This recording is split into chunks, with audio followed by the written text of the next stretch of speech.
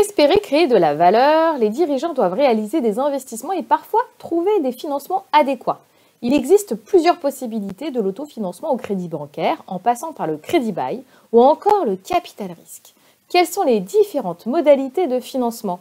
Nous verrons comment se financer par capitaux propres, puis les prêts bancaires, les financements non bancaires et les aides. C'est parti!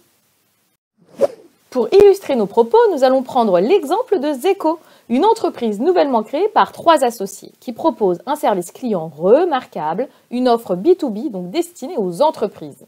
Pour se financer, plusieurs modalités s'offrent à eux.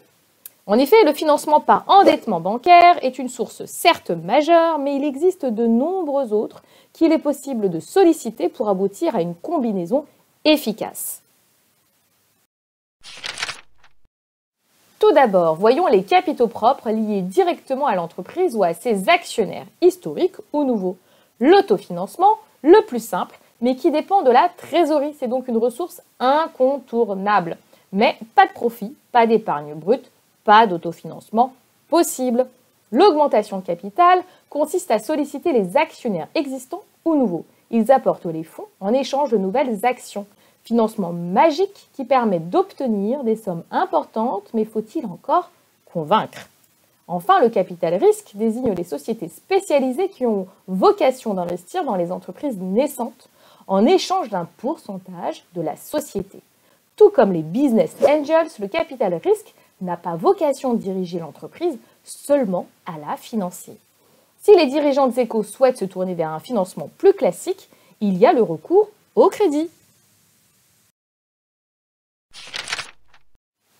Le financement bancaire repose sur des règles techniques. Il s'agit d'un prêt de capitaux qu'il faudra rembourser avec des intérêts.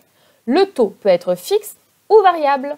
Le remboursement peut être in fine, autrement dit à la fin de la période du prêt, ou par annuité constante. Zeco devra verser une somme fixe à chaque période, ou bien amortissement constant, autrement dit le capital remboursé est identique à chaque période. On parle bien du capital, l'amortissement, et non pas l'annuité.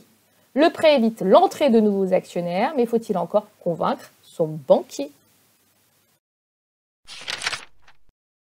Les associés peuvent également se tourner vers les financements non bancaires, comme le crédit bail, une technique assez intéressante qui permet de louer un bien comme une imprimante 3D, tout en ayant la possibilité de lever l'option à l'échéance, c'est-à-dire d'en devenir propriétaire. C'est donc une bonne alternative à l'emprunt, mais le coût final peut être plus élevé. Le crowdfunding, mode de financement à la mode, met en relation les porteurs de projets avec les particuliers sur des plateformes internet dédiées comme KissKissBankBank, Ulule ou encore Cocorico. Aujourd'hui, les incubateurs jouent également ce rôle. Zeco peut se diriger vers le crowdfunding spécialisé dans les dons, les projets avec des prêts comme le crowdlending ou encore le financement participatif avec l'entrée de nouveaux actionnaires. Les associés peuvent également se tourner vers l'introduction en bourse si leur statut juridique le permet.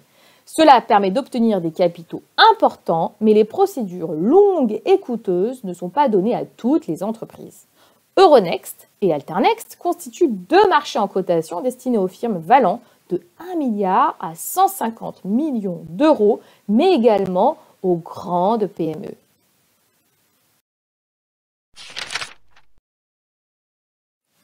Zeco peut également solliciter de nombreuses aides destinées aux entreprises innovantes. Ça tombe bien, l'entreprise est spécialisée dans l'intelligence artificielle pour développer son offre. Elle peut donc espérer demander une aide grâce à son statut de jeune entreprise innovante, mais également des crédits d'impôt recherche ou encore des exonérations de charges. Il existe des prêts d'honneur attribués par les régions, des subventions et même des exonérations de taxes foncières, etc. La liste est longue. Vous l'aurez compris, les modalités de financement sont variées, à vous de choisir. C'est fini pour aujourd'hui, à bientôt pour d'autres vidéos de cours d'introduction à la finance d'entreprise.